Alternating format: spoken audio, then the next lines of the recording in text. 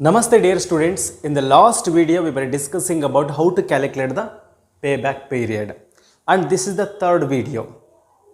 So in this video I am going to let you know that how to calculate the average rate of return. For the examination point of view it is very important. Average rate of return. PBP will also be asked and average rate of return will also be asked. Both will be asked. Along with this net present value will also be asked. Okay, let's move.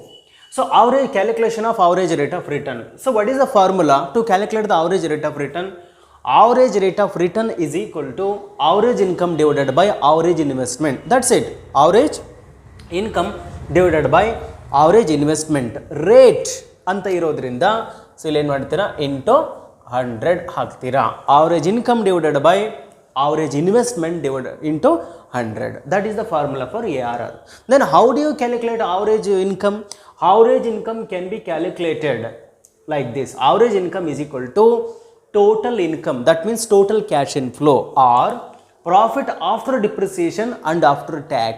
ಈಗ cash inflow ಕೊಟ್ಟಿರ್ತಾರೆ, cash inflow ಇಷ್ಟಂತ ಕೊಟ್ಟಿದ್ದು, ಒಂದು ವೇಳೆ depreciation ಕೊಟ್ಟಿದ್ದರೆ tax ಕೊಟ್ಟಿದ್ರೆ ಅವೆರಡನ್ನು minus ಮಾಡ್ಕೊಂಡು ಏನು ವ್ಯಾಲ್ಯೂ ಬಂದಿರ್ತದಲ್ಲ ಅದರ ಟೋಟಲನ್ನು ತಗೊಳ್ಬೇಕು divided by number of years. Okay, ಒಂದು ಪ್ರಾಬ್ಲಮನ್ನು ಎಕ್ಸ್ಪ್ಲೇನ್ ಮಾಡಬೇಕಾದ್ರೆ ನಿಮಗೆ ಇನ್ನೂ ಡೀಟೇಲಾಗಿ ಗೊತ್ತಾಗುತ್ತೆ. ಸೊ ಏನು total income divided by number of years. What total income ಅಂತನಾದರೂ ಹೇಳಿ, ಅಥವಾ profit after depreciation and after tax ಅಂತನಾದರೂ ಹೇಳಿ, ಅಥವಾ NIADAT net income after depreciation and after tax ಅಂತನಾದರೂ ಹೇಳಿ. ಬಟ್ ಇನ್ಕಮ್ ಅಂತಂದರೆ ಟ್ಯಾಕ್ಸನ್ನು ಮತ್ತು ಡಿಪ್ರಿಸಿಯೇಷನ್ ಎರಡನ್ನೂ ಕೂಡ ಮೈನಸ್ ಮಾಡಿದಾಗ ಏನು ಬರುತ್ತಲ್ಲ ಅದನ್ನು ತಗೊಳ್ತೀರಾ. But pay back period calculation ಮಾಡಬೇಕಾದ್ರೆ ದಿಸ್ ಈಸ್ ವೆರಿ ಇಂಪಾರ್ಟೆಂಟ್. ಇದನ್ನ ನೋಟ್ ಡೌನ್ ಮಾಡ್ಕೊಳ್ಳಿ. Pay back period, when you are going to calculate the pay back period, tax ಏನಾದರೂ ಕೊಟ್ಟಿದ್ರೆ ಟ್ಯಾಕ್ಸನ್ನು ಮೈನಸ್ ಮಾಡಿ ಬಂದಿರತಕ್ಕಂತಹ ಮೊತ್ತದ ಟೋಟಲನ್ನು ತಗೊಳ್ತೀರಾ. ಬಟ್ ARR ಬಂದಾಗ ಡಿಪ್ರಿಸಿಯೇಷನ್ನು ಮೈನಸ್ ಆಗಿರಬೇಕು, ಟ್ಯಾಕ್ಸ್ ಕೂಡ ಮೈನಸ್ ಆಗಿರಬೇಕು. ಎರಡೂ ಮೈನಸ್ ಮಾಡಿದಾಗ ಬಂದಿರ್ತಲ್ಲ ಕ್ಯಾಶ್ ಇನ್ಫ್ಲೋ, ಅದರ ಟೋಟಲನ್ನು ARRಗೆ ಕನ್ಸಿಡರ್ ಮಾಡ್ತೀರಾ. ಓಕೆ, ಈಗ ಬನ್ನಿ. So average income is equal to profit after tax and after depreciation divided by number of years. Then average investment. ಈಗ average investment ಹೆಂಗೆ ಕಂಡುಹಿಡಿತೀರಾ ಅಂದರೆ, average investment ಅಂದರೆ ಒರಿಜಿನಲ್ ಇನ್ವೆಸ್ಟ್ಮೆಂಟ್ ಅಥವಾ initial investment. Original investment or initial investment or investment made or capital invested ಎಲ್ಲದೂ ಕೂಡ ಒಂದೇ.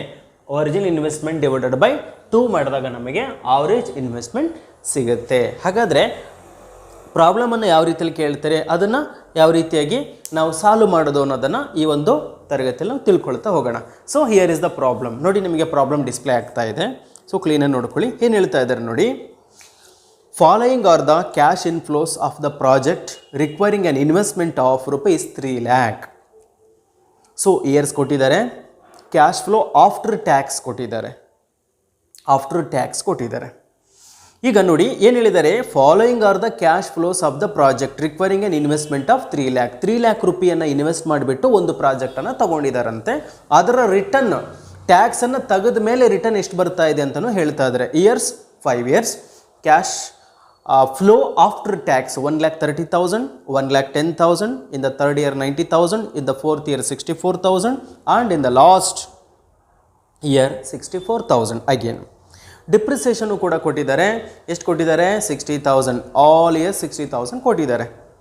Okay, compute ARR ಅಂತ ಭಾಳ ಸ್ಪಷ್ಟವಾಗಿ ನಮಗೆ ಕೇಳಿದ್ದಾರೆ ಅಲ್ವಾ, ಭಾಳ ಸ್ಪಷ್ಟವಾಗಿ ಕೇಳಿದ್ದಾರೆ. ಈಗ ಫಸ್ಟಿಗೆ ನಾವೇನು ಮಾಡ್ಕೊಳ್ಬೇಕು ಅಂತಂದರೆ, ಫಸ್ಟು ಟೋಟಲ್ ನೋಡ್ಕೊಳ್ಳೋಣ. ಓಕೆನಾ, ಇದು ಪ್ರಾಬ್ಲಮಿಗೆ ಸೊಲ್ಯೂಷನನ್ನು ನಾವು ನೋಡ್ತಾ ಹೋಗೋಣಂತೆ. ಎಸ್, ಈಗ ಈ ಪ್ರಾಬ್ಲಮ್ ನಮಗೆ ಏನೇನು ಕೊಟ್ಟಿದ್ದಾರೆ, ಇಯರ್ ಕೊಟ್ಟಿದ್ದಾರೆ. ಸೊ ಇಯರ್ ಬರ್ಕೊಳ್ಳೋಣ. ಇಯರ್ 1 2 3 4 5 ಇಯರ್ ಬರ್ಕೊಂಡಿದ್ದೀರಾ. ನೆಕ್ಸ್ಟ್ ಆ್ಯಕ್ಚುಲಿ ನಮಗೆ ಪ್ರಾಬ್ಲಮ್ ಸೊಲ್ಯೂಷನ್ಗೆ ಏನು ಬೇಕು ಅದನ್ನು ನೋಡ್ಕೊಳ್ಳೋಣ.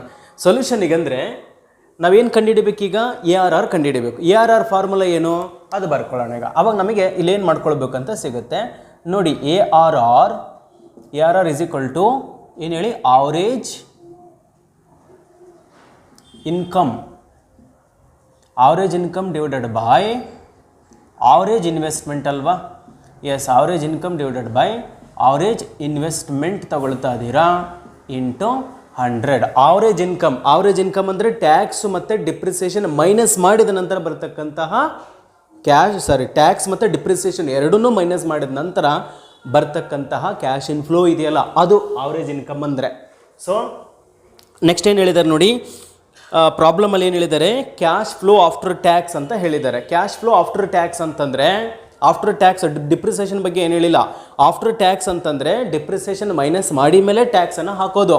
ಹಂಗಾಗಿ ಡಿಪ್ರಿಸಿಯೇಷನನ್ನು ಮೊದಲೇ ಮೈನಸ್ ಮಾಡಿಕೊಂಡಿರ್ತಾರೆ. ಹಾಗಾಗಿ ಲಾಸ್ಟ್ ಕಾಲಮ್ ಡಿಪ್ರಿಸಿಯೇಷನ್ ಅಂತ ಇದೆಯಲ್ಲ ಅದನ್ನು ಇಗ್ನೋರ್ ಮಾಡಬೇಕು. 60,000 ಏನು ಕೊಟ್ಟರೆ ಅದನ್ನ ಇಗ್ನೋರ್ ಮಾಡಿ. ಯಾಕಂದರೆ ಮೇಲೇ ಹೇಳಿಬಿಟ್ಟಿದ್ದಾರೆ ಆ ಕ್ಯಾಶ್ ಫ್ಲೋ ಆಫ್ಟರ್ ಟ್ಯಾಕ್ಸ್ ಅಂದರೆ ಡಿಪ್ರಿಸಿಯೇಷನ್ ಮೈನಸ್ ಮಾಡಿದ ನಂತರನೇ ಟ್ಯಾಕ್ಸ್ ಹಾಕ್ಲಿಕ್ಕೆ ಸಾಧ್ಯ. ಆದ್ದರಿಂದ ನಾನು ಇಲ್ಲೇ ಬರ್ಕೊಂಡು ನೋಡಿ, cash flow after tax after depreciation and after tax ಅಂತಲೇ ಅರ್ಥ. ಆಫ್ಟರ್ ಟ್ಯಾಕ್ಸ್ ಕೊಟ್ಟಿದ್ರೆ ಡಿಪ್ರಿಸಿಯೇಷನ್ ಮೈನಸ್ ಮಾಡೇ ಇರ್ತಾರೆ, ಅದು ಚೆನ್ನಾಗಿ ನೆನ್ಪಿಟ್ಕೊಳ್ಳಿ. ಓಕೆ, ಇದೇ ಈಗ ಇನ್ಕಮ್ ಆಯ್ತು ಈಗ, ಹೌದಲ್ವಾ? ನೀವು ಆವ್ರೇಜ್ ಇನ್ಕಮ್ ಅಂತ ಇದೆಯಲ್ಲ ಇದ್ರ ಬದಲು ನೀವು ಇದನ್ನು ಕೂಡ ಬರೀಬೋದು. ಎರಡು ಕೂಡ ಒಂದೇನೆ. ಏನು, cash flow after depreciation and after tax. ಈ ಕ್ಯಾಶ್ ಫ್ಲೋ ಇತ್ತಲ್ಲ, ಈ ಕ್ಯಾಶ್ ಫ್ಲೋ ಬದಲಾಗಿ ನೀವು ಪಿ ಅಂತಲೂ ಬರೀಬೋದು, profit after tax and after depreciation and after tax ಅಂತ. ಎರಡು ಕೂಡ ಒಂದೇನೆ. ಆವ್ರೇಜ್ ಇನ್ಕಮ್ ಅಂತನಾದರೂ ಎನ್ನಿ, ಅಥವಾ ಸಿ ಎಫ್ ಅಂತ ಬರೆದು ಆಫ್ಟರ್ ಡಿಪ್ರಿಸಿಯೇಷನ್ ಆಫ್ಟರ್ ಟ್ಯಾಕ್ಸ್ ಅಂತನಾದರೂ ಬರೀರಿ, ಅಥವಾ profit after depreciation and after tax ಅಂತನಾದರೂ ಬರೀಬೋದು. ಎಲ್ಲ ಕೂಡ ಒಂದೇನೆ. ಈಗ ನಮಗೆ ಇಲ್ಲೇನು ಸಿಕ್ಕಿದೆ, cash flow after depreciation and after tax ಸಿಕ್ಕಿದೆ ಅಲ್ವಾ. 60,000 ಇಗ್ನೋರ್ ಮಾಡಬೇಕು, ಯಾಕೆ ಅಂತ ಹೇಳಿದೆ ನಾನು. ಈಗ ಇದಿಷ್ಟನ್ನು ಕೂಡ ಟೋಟಲ್ ಮಾಡೋಣ. ಅದೆಷ್ಟು ಟೋಟಲ್ ಮಾಡಿಕೊಂಡಾಗ ನಮಗೊಂದು ಅಮೌಂಟ್ ಸಿಗುತ್ತೆ. ಸೊ ಏನು ಅಮೌಂಟ್ ಸಿಗುತ್ತೆ? ಎಸ್, ಈಗ ಇಲ್ಲಿಂದ ಇಲ್ಲಿ ತನಕ ಇದ್ರೆ ಟೋಟಲ್ ಎಷ್ಟಾಗುತ್ತೆ? 4,58,000 ಆಯಿತು. ಓಕೆ, ಈಗ 4,58,000 ರೂಪೀಸ್ ಆಯ್ತು. ಇದೇನಿದು? ಪದಾತ್ ಅಂತ ಹಂಗೆ ನೆನ್ಪಿಟ್ಕೊಳ್ಳಿ, profit after depreciation and after tax. Okay, ಇದು ಪದಾತ್ ನಮಗೆ ಸಿಕ್ತು. ಸೊ ಈಗ ಇದ್ರದ್ದೇನು ಬೇಕು ನಮಗೆ? ಆವ್ರೇಜ್ ಬೇಕಲ್ವಾ? ಪದಾತ್ ಅಂದರೆ ಅದ್ರದ್ದು ಏನು ಬೇಕು? ಆವ್ರೇಜ್ ಬೇಕು. ಸೊ ಆವ್ರೇಜ್, ಹಾಗಾಗಿ ಏನು ಮಾಡ್ಕೊಳ್ಳೋಣ, ಆವ್ರೇಜ್ ಪದಾತ್ ಬೇಕು ನಮಗೀಗ ಅಲ್ವಾ. Profit after depreciation and after tax ಹಿಂಗಂದ್ರೆ ಒಂದೇ, ಆವ್ರೇಜ್ ಇನ್ಕಮ್ ಅಂದರೂ ಕೂಡ ಒಂದೇ, ನೆನಪಿರಲಿ. ಎಸ್, ಈಗ ಅದನ್ನೇ ಕ್ಯಾಲ್ಕುಲೇಷನ್ ಮಾಡ್ಕೊಳ್ಳೋಣ. ವರ್ಕಿಂಗ್ ನೋಟ್ ಮಾಡ್ಕೊಳ್ಳೋಣ. ಸೊ ಏನು, ಆವ್ರೇಜ್ ಇನ್ಕಮ್ ಕ್ಯಾಲ್ಕುಲೇಷನ್ ಮಾಡೋಣ. ಇಲ್ಲಿ ಬರೆದ್ರೆ ಕಾಣಿಸುತ್ತಲ್ಲ, average income is equal to, ಇಲ್ಲೇನು ತಗೊಳ್ತಾ ಇದ್ದೀರಾ? ಪದಾತ್. ಏನು ಸಿಕ್ಕಿದೆ ನಮಗೆ? ಇನ್ಕಮ್ ಅಂದ್ರೆ ಒಂದೇ, ಪದಾತ್ ಅಂದ್ರೆ ಒಂದೇ, ಹೌದಲ್ವಾ? PADAT divided by number of years ಎಷ್ಟಿದೆ? 5 ಇದೆ. ಈಗ ಬರೋಣ number of years. Yes, number of years formula ಬರದೆ ಹಾಕ್ರಿ. ಪದಾತ್ ಎಷ್ಟಿದೆ ನಮಗೆ? 4,58,000 ಇದೆ. Divided by number of years ಎಷ್ಟಿದ್ದಾವೆ? 5 ಇದ್ದಾವೆ. ಸೊ 91,600 ಏನದು ಆವ್ರೇಜ್ ಇನ್ಕಮ್ ಆಯಿತು. ಈಗ ಆವ್ರೇಜ್ ಇನ್ಕಮ್ ನಮಗೆ ಸಿಕ್ಕಿದೆ. ಆವ್ರೇಜ್ ಇನ್ಕಮ್ ಅಥವಾ ಆವ್ರೇಜ್ ಪದಾತ್ ಸಿಕ್ಕಿದೆ, ಎರಡು ಒಂದೇನೆ ಅಲ್ವಾ. Is equal to 91,600 divided by average investment ಕೇಳಿದ್ದಾರೆ. ಅದನ್ನು ಕೂಡ ವರ್ಕಿಂಗ್ ನೋಟ್ ನೋಡೋಣ. Average investment. Okay, average investment ನಮಗೆ ಗೊತ್ತಿರಬೇಕು. ಆವ್ರೇಜ್ ಇನ್ವೆಸ್ಟ್ಮೆಂಟ್ ಅಂದರೆ is equal to original investment ಅಥವಾ ಇನಿಷಿಯಲ್ ಇನ್ವೆಸ್ಟ್ಮೆಂಟ್ ಅಥವಾ ಕ್ಯಾಪಿಟಲ್ ಎಂಪ್ಲಾಯ್ಡ್ ಅಥವಾ ಕಾಸ್ಟ್ ಆಫ್ ದ ಮಷಿನ್ ಅಥವಾ ಕಾಸ್ಟ್ ಆಫ್ ದ ಪ್ರಾಜೆಕ್ಟ್, ಎಲ್ಲದೂ ಕೂಡ ಒಂದನೇ. Average investment original investment divided by 2 ಮಾಡ್ಕೊಳ್ತೀರಾ.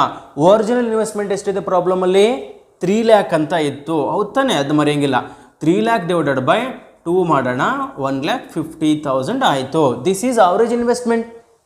Okay, 1,50,000 average investment into 100 ಎಷ್ಟಾಯ್ತು? ಈಗ 91,600 ಡಿವೈಡೆಡ್ ಬೈ 1,50,000 ಇಂಟು 100 ಮಾಡ್ಕೊಳ್ಳೋಣ.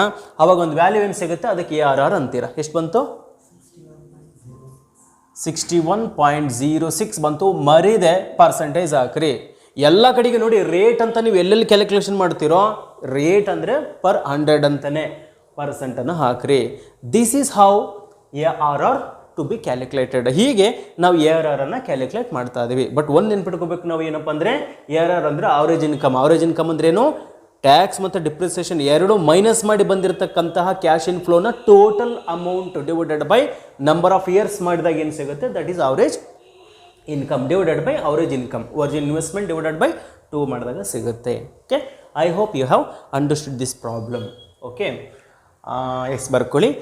ನೆಕ್ಸ್ಟು ಇದೇ ಕಡೆಗಿರೋದು ಮತ್ತೊಂದು ಪ್ರಾಬ್ಲಮನ್ನು ನೋಡೋಣ, ಸ್ವಲ್ಪ ಡಿಫ್ರೆಂಟ್ ಆಗಿರೋವಂಥದ್ದು. ಎಸ್, ಈಗ ನೋಡಿ ಪ್ರಾಬ್ಲಮಲ್ಲಿ ಡಿಸ್ಪ್ಲೇ ಆಗ್ತಾ ಇದೆ. ಎಸ್, ಈಗ ನೋಡಿ ಪ್ರಾಬ್ಲಮ್ ಡಿಸ್ಪ್ಲೇ ಆಗ್ತಾ ಇದೆ. Calculate ARR for the following projects. ಏನು ಹೇಳಿದ್ದಾರೆ? ಪರ್ಟಿಕ್ಯುಲರ್ಸ್ ಇದೆ, ಪ್ರಾಜೆಕ್ಟ್ ಎ ಇದೆ, ಪ್ರಾಜೆಕ್ಟ್ ಬಿ ಇದೆ. ಪರ್ಟಿಕ್ಯುಲರ್ಸ್ ಇನ್ವೆಸ್ಟ್ಮೆಂಟ್ ಫಸ್ಟ್ ಪ್ರಾಜೆಕ್ಟಿಗೆ 20,000 ಆ್ಯಂಡ್ ಸೆಕೆಂಡ್ ಪ್ರಾಜೆಕ್ಟಿಗೆ 30,000. Similarly expected life for the project A 4 years, for the project B 5 years. Projected net income after interest, depreciation and tax. ನೋಡಿ, tax depreciation ಅದನ್ನು ಕೂಡ ಅವರೇ minus ಮಾಡಿಬಿಟ್ಟಿದ್ದಾರೆ. Yes, number of years 5 are given. Cash inflow of project A and project B both are given, ಕೊಟ್ಟಿದ್ದಾರಲ್ವಾ? Okay, so ಈಗೇನು ಮಾಡಬೇಕು? 2 project ಕೊಟ್ಟಿದ್ದಾರೆ.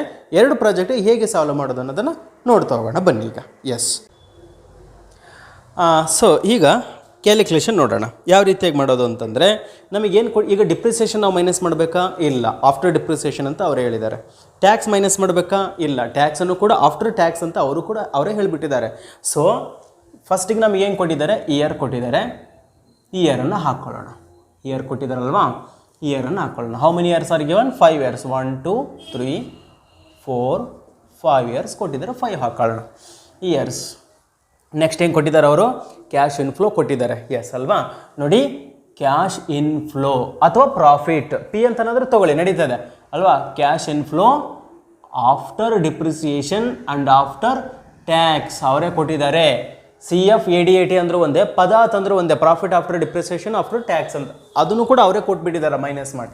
ನಾವು ಅಲ್ವಾ, ಈಗ after depreciation and after tax ಅವರೇ ಕೊಟ್ಟಿದ್ದಾರೆ. ನೇರವಾಗಿ ನಾವು ಇದಕ್ಕೆ ಟೋಟಲ್ ಮಾಡ್ಕೊಳ್ತೀವಿ, ಹೌದಲ್ವಾ? ಸೊ ಟೋಟಲ್ ಮಾಡ್ಕೊಳ್ತೀವಿ.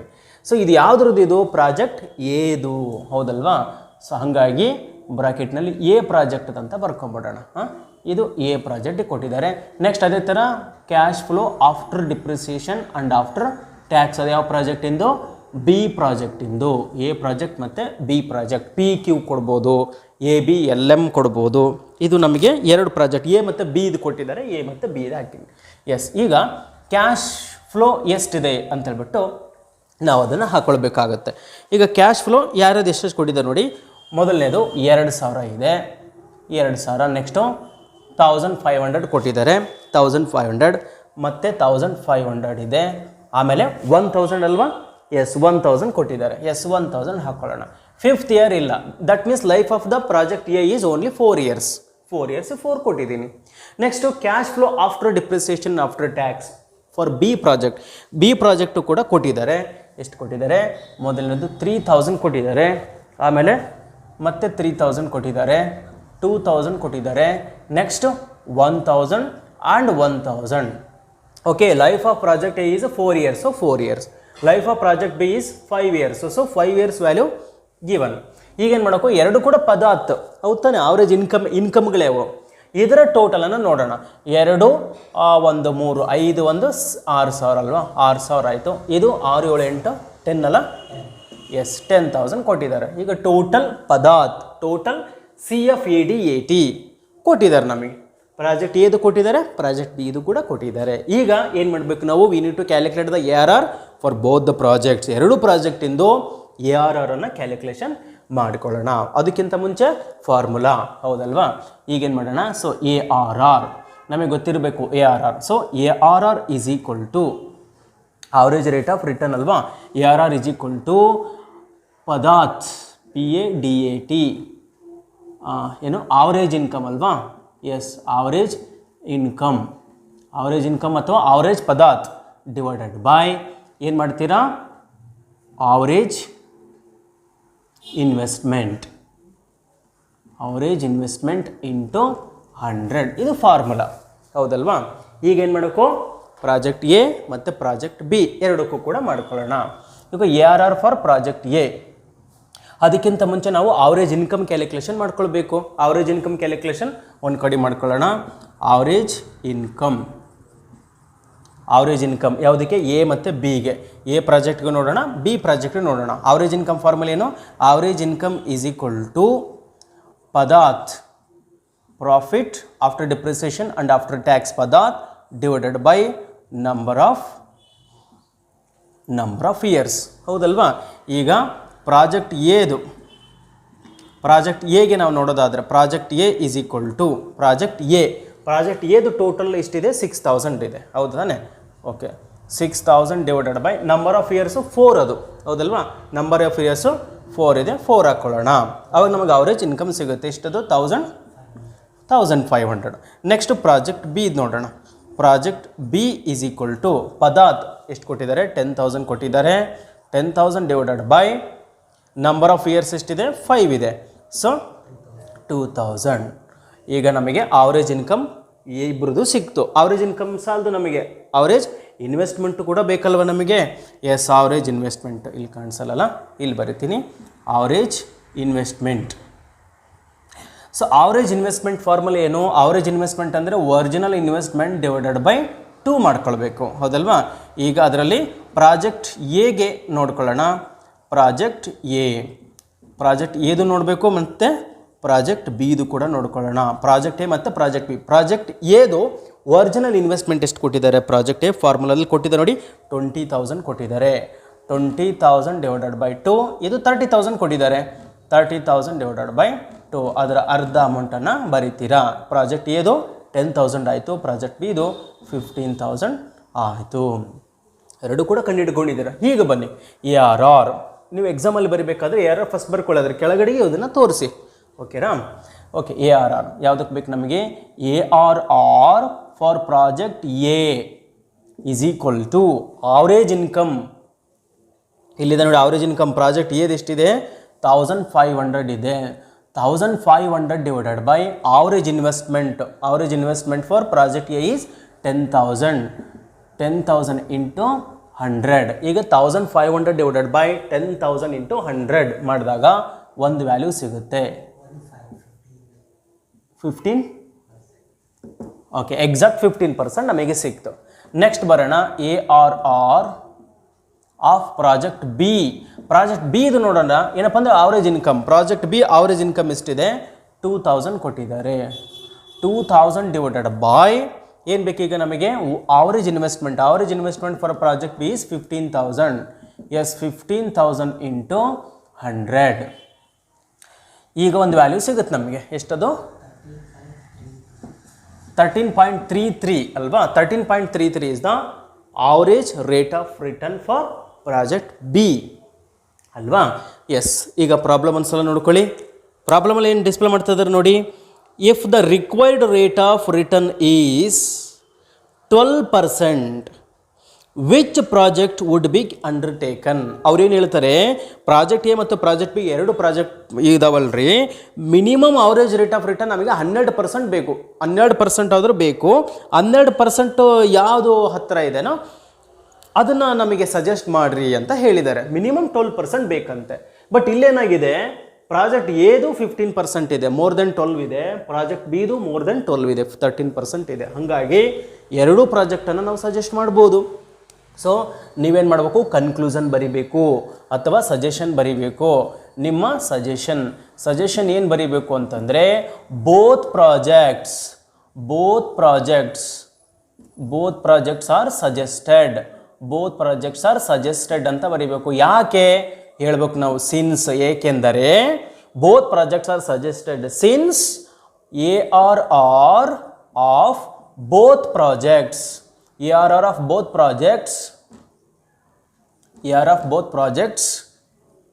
are more than 12%. 12%ಗಿಂತ, ಯಾಕಂದರೆ ಪ್ರಾಬ್ಲಮ್ ಹೇಳಿದರೆ 12% ಬೇಕು ನಮಗೆ ಅಂತ ಪ್ರಾಜೆಕ್ಟ್ ಇದ್ರೆ ಹೇಳ್ರಿ ಅಂತೇಳಿ. ಎರಡು 12%ಗಿಂತ ಜಾಸ್ತಿ ಇರೋದ್ರಿಂದ both projects are suggested. Okay, this is how you are going to calculate ARR. Okay, dear students, I hope you have understood. Okay, we came to know that how to calculate the ARR when depreciation and tax are already deducted. But when the tax and depreciations are not deducted previously, ಮೊದಲೇ tax ಮತ್ತು depreciation deduct ಮಾಡದೇ ಇದ್ದಾಗ ನಾವು deduct ಮಾಡ್ಕೊಳ್ಬೇಕು. ಅದ್ರ ಮೇಲೆ ಒಂದು ಪ್ರಾಬ್ಲಮನ್ನು ನೋಡೋಣ. ಈಗ ಒಂದು ಡಿಸ್ಪ್ಲೇ ಆಗ್ತಾ ಇದೆ problem, ಬರ್ಕೊಳ್ಳೋದನ್ನ. A company is requiring a machine with an investment of rupees 1,60,000. A company is going to buy a machine for which 1,60,000 rupees is going to be costed. Okay, the net income before tax and depreciation. before tax and depreciation are estimated as follows, not after tax and depreciation. Before ಅಂತ ಕೊಟ್ಟಿದ್ದಾರೆ, tax ಮತ್ತು depreciation ತೆಗೆದಿರಲ್ಲ ಅಂತೆ, ತೆಗಿಕ್ಕಿಂತ ಮುಂಚೆ income ನಾವು ತೆಗಿಬೇಕು ಆಮೇಲೆ. Okay, years 5 years are given. NIBDT which means net income before tax and depreciation ಅಂತ, before tax and depreciation. 56,000, 48, 34, 64 and 80 all are in thousands. Charge depreciation on straight line basis and tax rate is 40%. Depreciation straight line basis ಅಲ್ಲಿ remove ತೆಗಿರಿ ಅಂತ ಹೇಳಿದ್ದಾರೆ. Depreciation is to be deducted, but exact rate of interest is not given. Exact rate of depreciation is not given. When exact rate of depreciation is not given, then 20% must be taken. 20% ತಗೊಳ್ಬೇಕು. ಆಮೇಲೆ income tax rate ಕೂಡ 40% ಕೊಟ್ಟಿದ್ದಾರೆ. Compute AR ಅಂತ ಹೇಳಿದ್ದಾರೆ ಅಲ್ವಾ. Okay, ಬನ್ನಿ solution ನೋಡ್ತಾ ಹೋಗೋಣ. ಈಗ ಈ ಪ್ರಾಬ್ಲಮ್ ನಮಗೇನು ಕೊಟ್ಟಿದ್ದಾರೆ, ಇಯರ್ಸ್ ಕೊಟ್ಟಿದ್ದಾರಲ್ವಾ. ಸೊ ಇಯರ್ಸ್ ಕೊಟ್ಟಿದ್ದಾರೆ, ಇಯರ್ಸನ್ನು ಬರ್ಕೊಳ್ಳೋಣ. Yes, years, the first years are given, years ಅಂತ ಬರ್ಕೊಳ್ತೀನಿ. ಇಯರ್ಸ್, ಓಕೆ, ಇಯರ್ ಕೊಟ್ಟಿದ್ದಾರೆ. How many years? 5 years. 1, 2, 3, 4 and 5. 5 years are given. Okay, if the text is not visible, yes, now okay, years ಕೊಟ್ಟಿದ್ದಾರೆ. Next, what is given? Net income before tax. Net income before depreciation and tax given. Before depreciation and tax ಅಂದ್ರೆ ಒಂದೇ, before tax and depreciation ಅಂದ್ರೆ ಒಂದೇನೆ ಕೊಟ್ಟಿದ್ದಾರೆ. So what is the amount that is given? 56,000, 48,000, 56,000, 48,000, 34,000, 64,000 and lastly that is 80,000 ಕೊಟ್ಟಿದ್ದಾರೆ. Okay, net income or cash inflow or profit before depreciation and tax. The first and foremost thing which we need to do is depreciation ತೆಗಿಬೇಕು, ಆಮೇಲೆ tax ತೆಗಿಬೇಕು. Depreciation ತೆಗೆದ್ಮೇಲೆ tax ತೆಗಿಬೇಕು. It is depreciation ತೆಗೆಯೋಣ ಅಲ್ವಾ. So depreciation ಎಷ್ಟು ತೆಗಿಬೇಕು? 20% fix ಏನು ಹೇಳಿಲ್ಲ ಅಂದರೆ, ಸ್ಟ್ರೈಟ್ ಲೈನ್ ಬೇಸಿಸಲ್ಲಿ ಹೇಳಿದ್ದಾರೆ 20%. ಸೊ ಅದಕ್ಕೆ ಏನು ಮಾಡಬೇಕು? We should know the value of asset. Value of asset ಎಷ್ಟಿದೆ ಪ್ರಾಬ್ಲಮಲ್ಲಿ ನೋಡಿ ಹೇಳಿದ್ದಾರೆ, ವಿತ್ ಇನ್ವೆಸ್ಟ್ಮೆಂಟ್ ಆಫ್ 1,60,000 ಅಂತ ಹೇಳಿದ್ದಾರೆ ಅಲ್ವಾ. ಫಾರ್ ಡಿಪ್ರಿಸಿಯೇಷನ್ ಕ್ಯಾಲ್ಕುಲೇಟ್ ಮಾಡ್ಕೊಳ್ಳೋಣ. Okay, depreciation is equal to ಏನದು? Cost of machine into 20%. 20% fix ಅದು. ಕಾಸ್ಟ್ ಆಫ್ ಮಷಿನ್ ಎಷ್ಟಿದೆ? 1,60,000 ಇದೆ, into 20 divided by 100 is equal to 32,000. Straight line basis ಅಂದರೆ ಎಲ್ಲದೂ ಕೂಡ 32,000 ಫಾರ್ ಆಲ್ ದ ಇಯರ್ಸ್ ಅಂತೇಳಿ. ಎಸ್, ಅದನ್ನು ಬರ್ಕೊಳ್ಳೋಣ. 32,000. So for all the years 32,000. So ಎಲ್ಲದೂ ಕೂಡ 32,000 ಅಂತ ಬರ್ಕೊಳ್ತಾರೆ. ಡಿಪ್ರಿಸಿಯೇಷನ್ ಆಯಿತು. ಈಗ ನಮಗೇನು ಸಿಕ್ತು? Net income after depreciation but before tax. After depreciation before tax, ಇದ್ರಾಗ ಇದನ್ನ ಮೈನಸ್ ಮಾಡಿದ್ರೆ ಆಫ್ಟರ್ ಡಿಪ್ರಿಸಿಯೇಷನ್ ಬಿಫೋರ್ ಟ್ಯಾಕ್ಸು ಸಿಗುತ್ತೆ. ಡಿಪ್ರಿಸಿಯೇಷನ್ ತೆಗೆದ ಮೇಲೆ ಟ್ಯಾಕ್ಸ್ ತೆಗೆಯೋದಕ್ಕಿಂತ ಮುಂಚೆ ಅಂತ. ಎಷ್ಟು? 56,000 ಮೈನಸ್ 32,000. ಇದರಲ್ಲಿ ಇದನ್ನು ಮೈನಸ್ ಮಾಡೋಣ, 24,000 ಆಯಿತು. ನೆಕ್ಸ್ಟ್ 48,000 ಮೈನಸ್ 32,000 ಮಾಡೋಣ, so 16,000. Next 34,000 minus 32,000, so where 2,000. 64 minus 32,000, again 32,000. 80,000 minus 32,000, 48,000. This is net income after depreciation but before tax. ಈಗ ಟ್ಯಾಕ್ಸನ್ನು ಮೈನಸ್ ಮಾಡೋಣ ಅಲ್ವಾ. ಟ್ಯಾಕ್ಸು ರೇಟ್ ಹೇಳಿದ್ದಾರೆ. ಎಷ್ಟು ಹೇಳಿದ್ದಾರೆ? ಟ್ಯಾಕ್ಸ್ ಅಟ್ 40% ಹೇಳಿದ್ದಾರೆ ಅಲ್ವಾ. Tax at 40%. ಈಗ ಕ್ಯಾಲ್ಕುಲೇಟ್ರಲ್ಲಿ ವರ್ಕ್ ಮಾಡ್ತಾ ಹೋಗೋಣಂತೆ. 24,000 into 40 divided by 100, 9,600. Similarly, 16,000 into 40 divided by 100, 6,400. Similarly, 2,000 into 40 divided by 100, 800. Similarly, 32,000 into 40 divided by 100. 12,800. Next, 48,000 into 40% into 40 divided by 100. ಅವಾಗ ಒಂದು ವ್ಯಾಲ್ಯೂ ಬರುತ್ತೆ, ಅದನ್ನ ಇಲ್ಲಿ ಹಾಕಿರಿ. 19,200 ಡಿಪ್ರಿಸಿಯೇಷನ್ ಆಯಿತು. ಈಗ ಇದರಲ್ಲಿ ಇದನ್ನು ಮೈನಸ್ ಮಾಡಿದ್ರೆ ಏನು ಸಿಗುತ್ತೆ ನಮಗೆ? ನೆಟ್ ಇನ್ಕಮ್ ಸಿಗುತ್ತೆ. Net income after depreciation and after tax. Net income ಅಂದರೂ ಒಂದೇ, ಪ್ರಾಫಿಟ್ ಅಂದರೂ ಒಂದೇ. ಪಿ ಅಂತಲೇ ಹಾಕ್ತೀನಿ, ಏನಾದರೂ ಬರಿಬೋದು ನೀವು, ಹಂಗೇನಿಲ್ಲ. ಓಕೆ, ಪದಾರ್ಥ ನಮಗೆ ಸಿಗ್ತದೆ ಅಲ್ವಾ? ಈಗಿನ ಪದಾರ್ಥಕ್ಕೆ ಏನು ಮಾಡೋಕ್ಕೂ ಇದರಲ್ಲಿ ಇದನ್ನು ಮೈನಸ್ ಮಾಡ್ಕೊಳ್ಬೇಕು ನಾವೀಗ ಅಲ್ವಾ? ಈ ಮೊದಲನೇದೆಷ್ಟು? 24,000 ಮೈನಸ್ 9,600,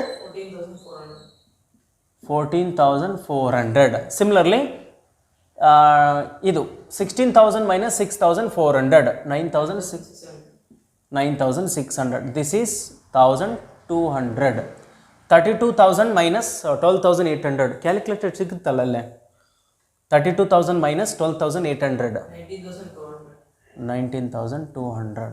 ನೆಕ್ಸ್ಟ್ ಇದರಲ್ಲಿ ಇದನ್ನು ಮೈನಸ್ ಮಾಡೋಣ. 48,000 ಮೈನಸ್ 19,200, 28,800. ನಮಗೀಗ ಪದಾರ್ಥ ಸಿಕ್ತು ಅಲ್ವಾ? ಇದು ಸಿಕ್ತು. ನಮಗೆ ಬೇಕಾಗಿದ್ದ ಇದೆ profit after tax, after depreciation, after tax ಬೇಕಾಗಿತ್ತು ಅಲ್ವಾ? ಈ ಥರ ಮಾಡ್ಕೊಳ್ತೀರ. ಫಸ್ಟ್ ಡಿಪ್ರಿಸಿಯೇಷನ್ ತೊಗೊಳ್ಳಿ. ಡಿಪ್ರಿಸಿಯೇಷನ್ ತಗೋದ್ಮೇಲೆ ಏನು ವ್ಯಾಲ್ಯೂ ಬರ್ತದಲ್ಲ ಅದ್ರ ಮೇಲೆ ಟ್ಯಾಕ್ಸ್ ಹಾಕ್ರಿ. ಇದರಲ್ಲಿ ಈ ಟ್ಯಾಕ್ಸನ್ನು ಮೈನಸ್ ಮಾಡಿದಾಗ ಏನು ಬರ್ತದೆ ಅದಕ್ಕೆ ಪದಾರ್ಥ ಅಂತ ಹೇಳ್ತೀರ ಅಲ್ವಾ? ಡಿಪ್ರಿಸಿಯೇಷನ್ ಆಯ್ತು. ಈಗೇನು ಮಾಡ್ಬೇಕು ನಾವು? ಕ್ಯಾಲ್ಕುಲೇಷನ್ ಆಫ್ ARR ಮಾಡ್ಕೊಳ್ಬೇಕು. ಈಗ ARR ಫಾರ್ಮುಲಾ ಗೊತ್ತಿದೆ. ARR is equal to average income ಅಲ್ವಾ? Average income divided by average income ಮತ್ತು ಆವರೇಜ್ ಪದಾರ್ಥ ಒಂದೇ. Average income divided by average investment. Average investment. ಈಗ ಆವರೇಜ್ ಇನ್ಕಮ್ ಬೇಕಲ್ಲ ನಮಗೆ, ಅದನ್ನು ನೋಡ್ಕೊಳ್ಳೋಣ. Average income is equal to PADAT ಹೌದಲ್ಲ, divided by number of years into 100.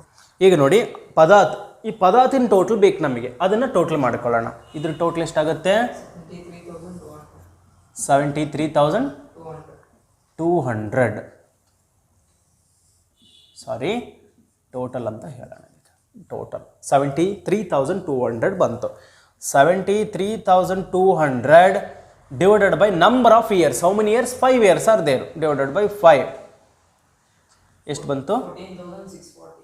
14,640 ನಾ? That is average income. Next ಏನು ಬೇಕು? ಆವರೇಜ್ ಇನ್ವೆಸ್ಟ್ಮೆಂಟ್ ಬೇಕು. Average investment is equal to, you should know the formula. Display ಆಗ್ತಾ ಇದೆ ಅಲ್ಲ, ಕಾಣಿಸ್ತಾ ಇದೆ? Average investment is equal to original investment divided by 2. What is original investment? 1,60,000 ಇದೆ. Divided by 2 ಮಾಡಿದರೆ, so 80,000 is the average investment. ನಾವ್ is equal to average income. Average income ಎಷ್ಟು ಸಿಕ್ತು ನಮಗೆ? 14,640 ಡಿವೈಡೆಡ್ ಬೈ, ಡಿಸ್ಪ್ಲೇ ಆಗ್ತಿದೆ ಅಲ್ಲ, 14,640 divided by average investment, that is 80,000 into 100. 18.3%. ಕಾಣಿಸುತ್ತಾ? So ಇಲ್ಲಿ ಕಾಣಿಸ್ತಾ ಇಲ್ಲ, ಹಾಗಾಗಿ ಇಲ್ಲಿ ಆಗ್ತಾ ಇದ್ದೀನಿ. 18.3. ಏನು ಆನ್ಸರ್ ಬಂದಿರ್ತದೆ ಅದಕ್ಕೆ ಪರ್ಸೆಂಟನ್ನು ಹೇಳಿ. ಡಿಪ್ರಿಸಿಯೇಷನ್ ಟ್ಯಾಕ್ಸು ಡಿಡಕ್ಟ್ ಮಾಡಿಲ್ಲ ಅಂದರೆ ನಾವೇ ಡಿಡಕ್ಟ್ ಮಾಡೋಕ್ಕೂ ಕಂಪಲ್ಸರಿ. ಫಸ್ಟು ಡಿಪ್ರಿಸಿಯೇಷನ್ ಮೈನಸ್ ಮಾಡೋಕ್ಕೂ, ಆಮೇಲೆ ಟ್ಯಾಕ್ಸನ್ನು ಮೈನಸ್ ಮಾಡಬೇಕು. ಬಂದಿರೋದೇ ಪದಾರ್ಥ ಆಗುತ್ತೆ. Okay, I hope you have understood. Same ಇದೇ ಇದೇ ಥರದ್ದು ಮತ್ತೊಂದು ಪ್ರಾಬ್ಲಮನ್ನು ನೋಡೋಣ. ಸೊ ಪಾಸ್ ಮಾಡಿಕೊಂಡು ಕ್ಯಾಪ್ಚರ್ ಮಾಡೋಂಗಿದ್ರೆ ಮಾಡ್ಕೊಳ್ಳಿ. ಇದನ್ನ ಸ್ಟಾರ್ಟ್ ಮಾಡಿ.